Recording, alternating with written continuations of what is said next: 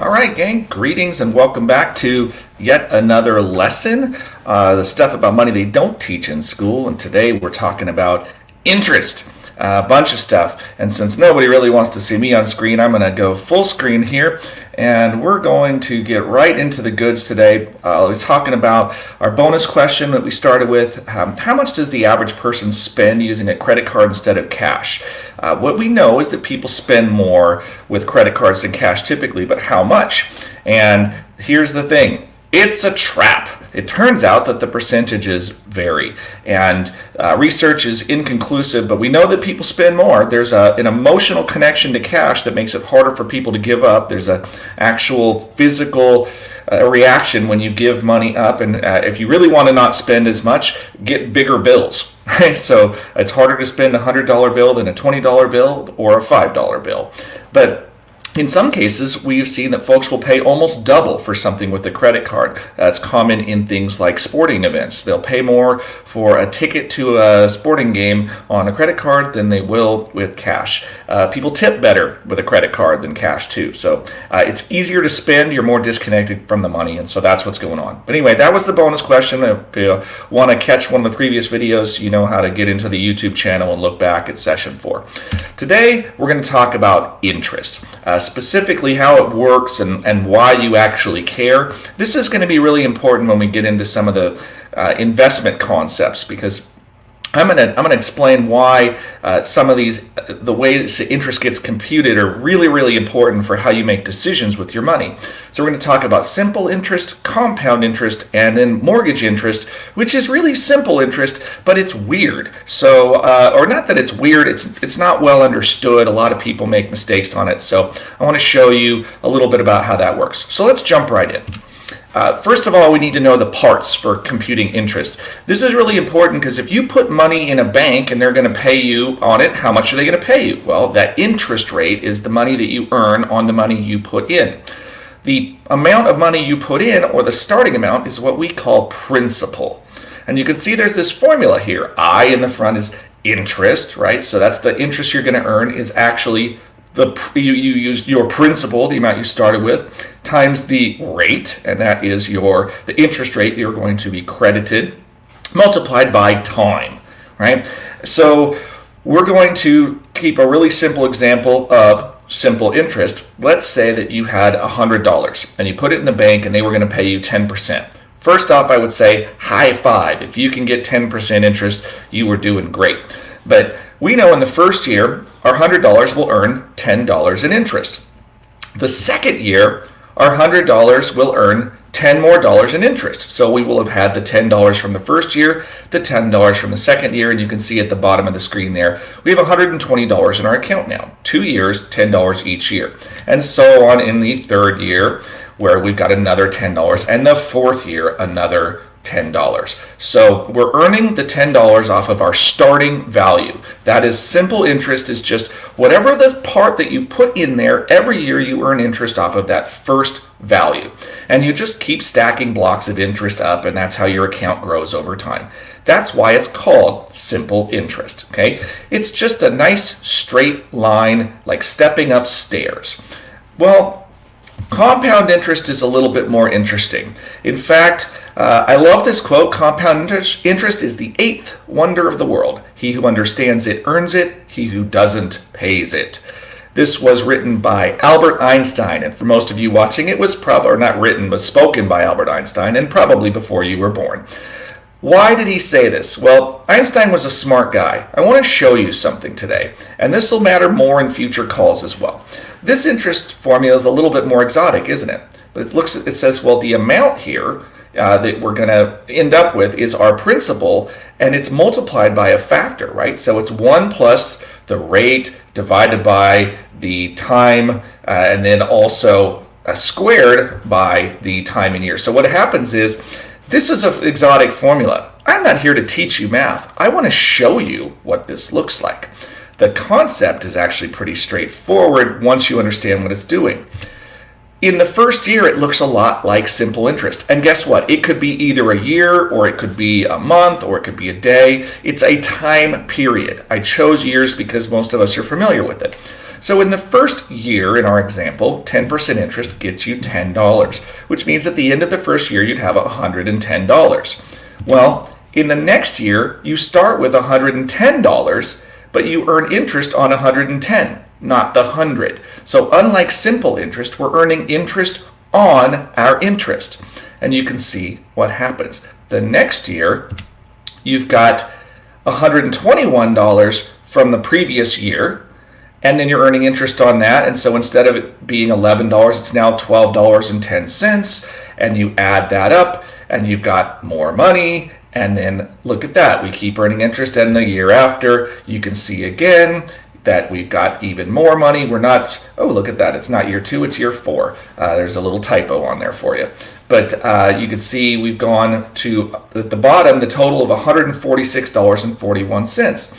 Now, that may not seem like a huge difference from the first year to the fourth year when you said, well, we started with $100 and had 110, 20, 30, 40. I have $6.41 more.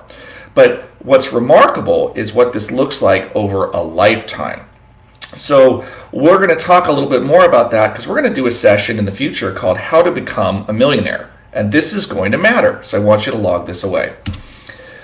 In essence, it looks like this. Principal stays the same. You put some money in and you let it go to work, right? If you have simple interest that is not compounding, you get the straight line that you see on the screen here where it's just this right here.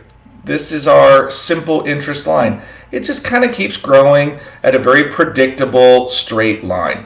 Compound interest is the interest earning interest on interest. And notice this line.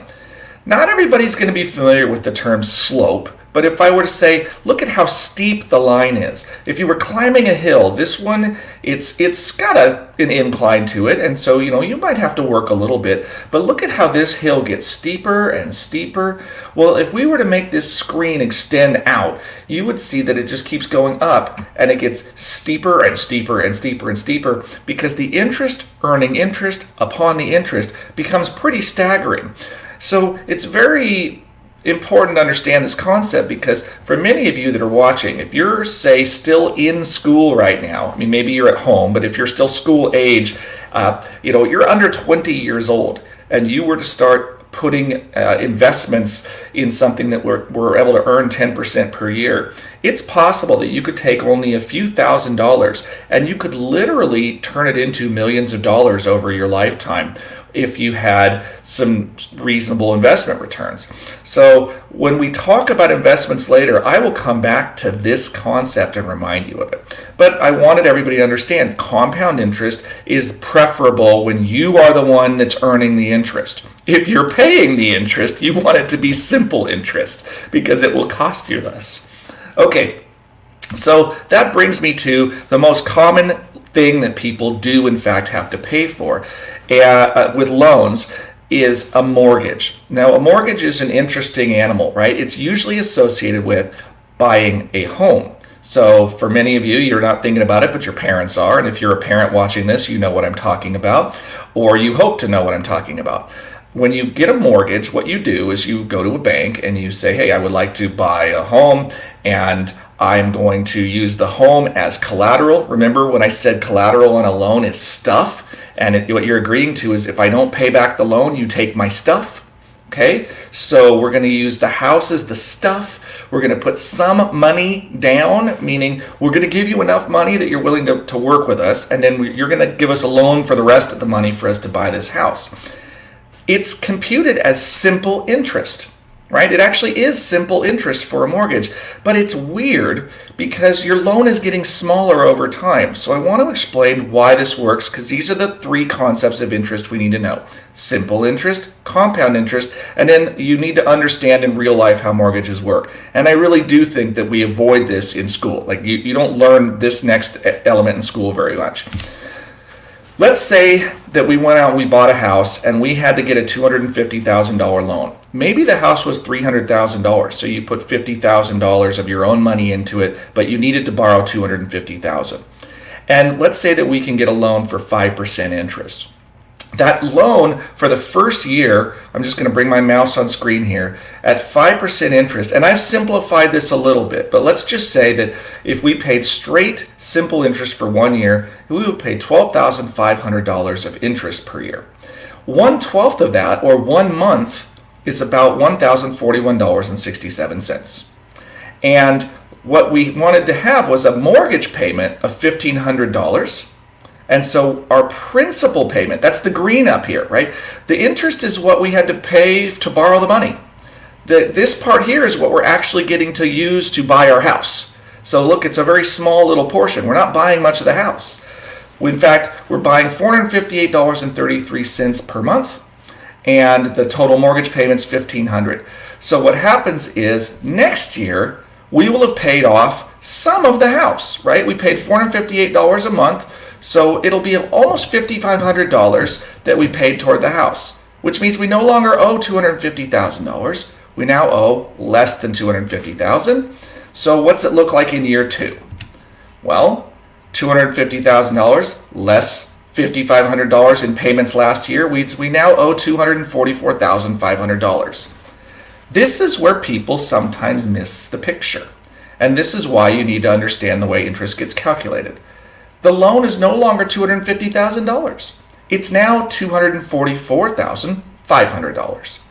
It's still 5% for the next year, but our interest, unlike the last one, I'll go back for a second. You can see it was $12,500 per year. Now it's $12,225 per year. 1/12 of that figure is $1,018 per month, right? Last year it was $141.67 of interest. This year it's $118.75. That's lower. And we'll notice here our principal payment. Last time, $458.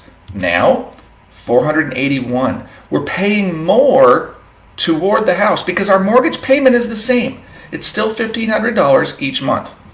So what you can see here is the same green box, and there's a little bigger line here. It's green. We're paying just a little bit more toward the house. So what would happen is in year 3, we would now have whatever our payments are, which is going to be a little more than $5,500, about $6,000 will come off of this $244,000, and then we would have a little bit less interest and a little bit more to pay toward our house. So there are 2 things I'm going to point out here, right?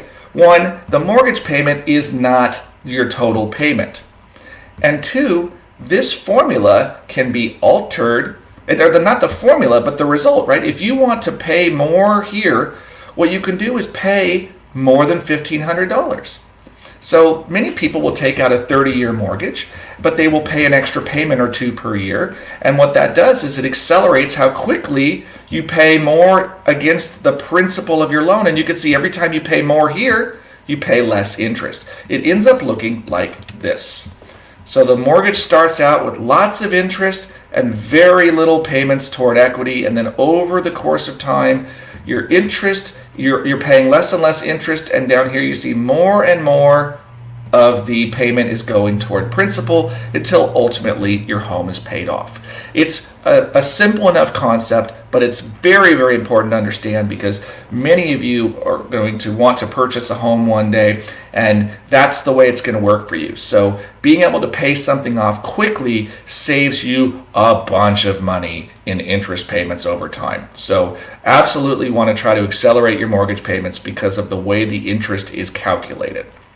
Okay, so that brings us to the bonus question of the day for our next session. I want to know how much of the world's currency is physical money. Okay, we know that there's a lot of money out there, but not all of it is real. Some of it is just recorded in an account. So not just the value in an account, but cold hard cash, how much as a percentage is for the world, right? Not just the United States, but the world's currency, how much of it is real versus how much of it is digital. So that's the question here. As always, if you've got other questions, comments, or things that you need clarification on, please do not hesitate to reach out. You can share in the comments. You can also email to info@littlejohnfs.com, and we will be happy to get back to you on those. Please like and follow us. Just go ahead and subscribe to the channel on YouTube, and make sure to share it out there in social media. We want to get the message out here. You young folks that are learning right now, you are absolutely our future, and we're looking forward to the great things you're going to do. But it starts with a solid education. So we appreciate you tuning in. Until next time, this has been David Littlejohn. You guys take her easy.